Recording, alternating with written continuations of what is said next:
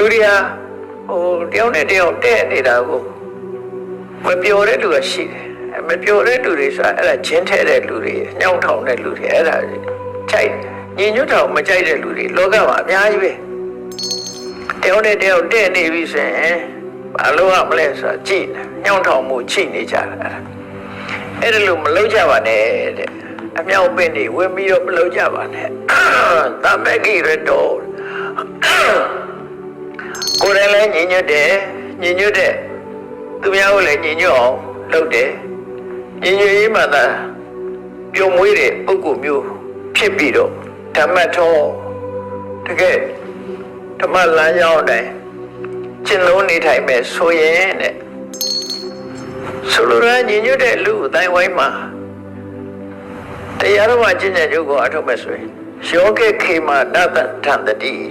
ဘဝမှာချီနှောင်ထားတဲ့ကိလေသာတရားတွေပါ